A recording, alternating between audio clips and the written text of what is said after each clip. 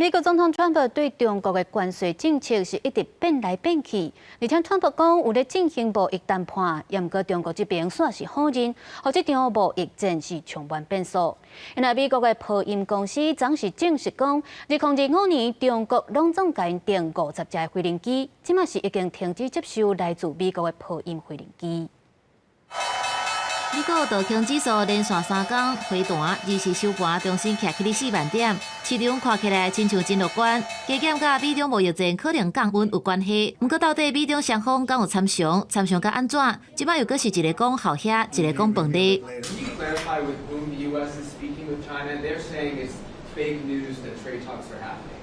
Well, they had a meeting this morning, so I can't tell you. It doesn't matter who they is. 被问到敏感的问题，川普直接讲，对于问问题的记者报道有错误，不过实际上这并不是记者看到一个影生一个囝。这是中国商务部甲外交部二是拢公开表示，美中当咧进行的谈判的报道是假消息。据我了解，中美双方并没有就关税问题进行磋商或谈判，更谈不上 达成协议。川普进前才表示，未对中国加扣145%的关税限制，不过也未降到0。互外界解读讲，美中贸易战已经降温。《华尔街日报》甚至引述消息人士讲，美国对中国的关税可能降到50%到65%。不过，川普虽阁解释讲，美国对中国的立场是无放软，也未高方面降低关税。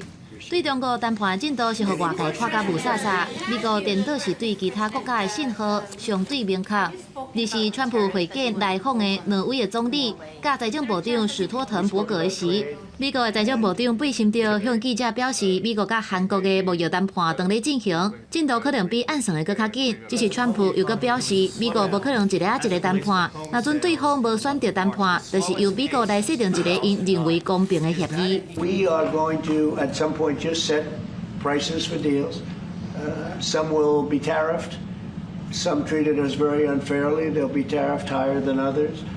But we've been ripped off for many, many years. 就伫即阵，波音公司的执行长奥特伯格对外证实讲，中国已经暂停接收新的波音飞行机。川普虽然拄伫社群媒体表达不满，不过美国一声又搁找到新的买主，就是马来西亚甲印度。针对全球贸易战所引起的各种无确定性，国际货币基金组织 IMF 二是除了警告全球的经济成长放慢，搁向下调整主要经济体2025年的成长预测。When we look at the data.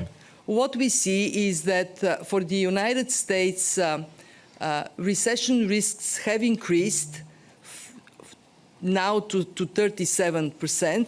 路透社报道讲 ，IMF 的总裁乔治艾娃表示，中国即马应该爱把经济重心转向内需消费，因那当协是因为因是非常开放的经济体，对美国关税甲贸易战限制风险的程度真悬，未来影响到的冲击恐惊是全面性的。公司新闻，洪如梅编译。